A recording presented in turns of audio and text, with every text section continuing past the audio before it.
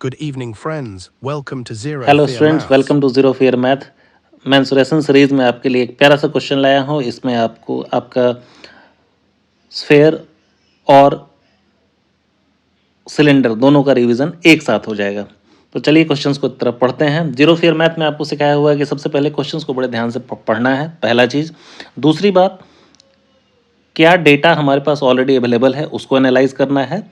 तीसरी बात कि जो डाटा अवेलेबल है उससे रिक्वायर्ड डाटा निकालने के लिए मुझे कौन कौन से फॉर्मूला अप्लाई करने पड़ेंगे। तो स्क्रीन के सामने क्वेश्चन है, अगर इसको आप ध्यान से पढ़ें तो 12 solid spheres of same size are made by melting a solid metallic cylinder of base diameter 2 centimeter and height 16 centimeter.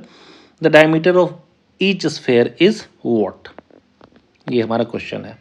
तो इसमें क्वेश्चन को अगर दो पार्ट में करें तो सबसे पहले इसको अगर हम समझें तो एक स्फेयर था, एक सिलेंडर है इस टाइप से।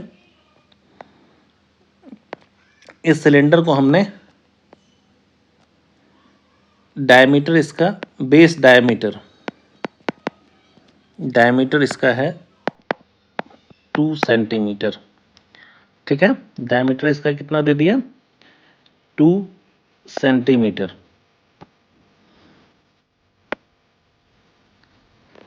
और इसका जो हाइट है, height is equal to 16 centimetre. इसमें आपको कोई डाउट नहीं है। अब मेंसुरेशन क्लासेस में आपने पढ़ रखा है कि डायमीटर जो होता है वो रेडियस का डबल होता है।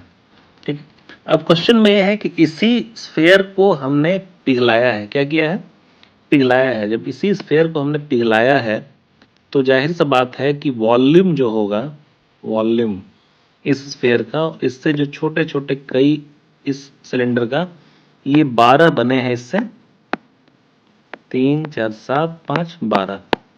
तो वॉल्यूम जो होगा सेम इस स्फेयर का, जो सिलेंडर का जो वॉल्यूम होगा उसी चीज से बना होगा ये। तो एक चीज है कि 12 जो स्फेयर्स हैं उसका वॉल्यूम और जो हमारे क्वेश्चन में सिलेंडर से उसका वॉल्यूम क्या होगा, बराबर होगा।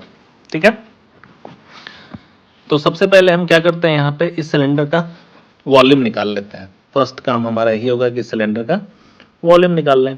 तो वॉल्यूम निकालने के लिए हमारे पास क्या क्या डेटा अवेलेबल है, तो डायमीटर है हमारे पास, उससे हम रेडियस ले लेंगे। तो इस तरह से हम क्वेश्चन में लिख, सिलेंडर का डायमीटर 2 सेंटीमीटर है तो रेडियस क्या हो जाएगा, 1 सेंटीमीटर हो जाएगा। और हाइट क्या है, हाइट 16 सेंटीमीटर है। ओके, तो ये 16 सेंटीमीटर हमने ले लिया। अब आपको मैंने सिखाया है कि सिलेंडर का वॉल्यूम कितना होता है, तो वॉल्यूम होता है sir pi r square h, pi r square h. ठीक है, अब हम ऐसा कर सकते हैं, पाई की जगह पाई रहने देते हैं, आर स्क्वायर की जगह हम क्या ले लेंगे, 1 का स्क्वायर, और एच हमारा 16 सेंटीमीटर है ही है। अब देखिए, चूंकि आप जीरो फेयर में है तो एक बात समझिए कि जब हम आगे कैलकुलेट करेंगे स्फेयर के क्वेश्चन में तो पाई तो वहां भी होगा, पाई पाई कैंसिल हो जाएगा, इसलिए हम पाई को सॉल्व ना करके वॉल्यूम ले लेते हैं। वॉल्यूम इज इक्वल टू 16 पाई, 1 का स्क्वायर करेंगे 1 ही रह जाएगा, सेंटीमीटर 16 है, 16 का 16, पाई का पाई। ये तो वॉल्यूम ऑफ क्या निकला, ये निकल गया वॉल्यूम ऑफ सिलेंडर। ये सिलेंडर का वॉल्यूम है। इसी वॉल्यूम को पिघला के हमने क्या बनाया है, स्फेयर बनाया है। ठीक है, तो हम इसको मिटा लेते हैं।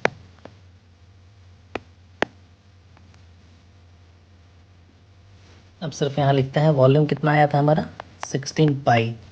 अब एक बात बताएं, इसी वॉल्यूम से कितने बने हैं स्फेयर्स, तो 12 इंटू वॉल्यूम ऑफ स्फेयर,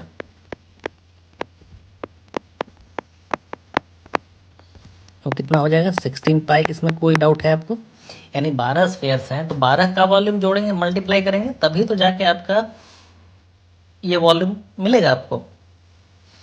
तो अब बताइए स्फेयर का क्या होता है वॉल्यूम, 4/3 पाई आर क्यूब।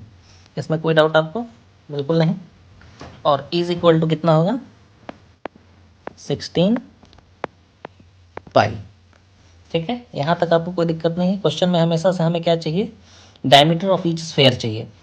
तो अब हम इसको आगे सॉल्व करें अगर, तो इसको लिख सकते हैं हम, बॉडमास का क्लास आप जरूर रेफर करें, तब आपको दिक्कत नहीं होगी। आप ऐसा कर सकते हैं कि पाई आर क्यूब को इधर रख लें हम फिलहाल, पाई आर क्यूब को यहाँ रख लें, इधर 16 पाई है। बॉडमास के क्लास में आपने देखा है 12 से मल्टीप्लाई हो रहा है, तो यहाँ 12 से क्या हो जाएगा, डिवाइड हो जाएगा। ओके, उसके बाद 4/3 से मल्टीप्लाई हो रहा है, तो 4/3 से डिवाइड होगा, यानी ये जस्ट उल्टा हो जाएगा, 3/4 हो जाएगा। कोई दिक्कत नहीं इसमें।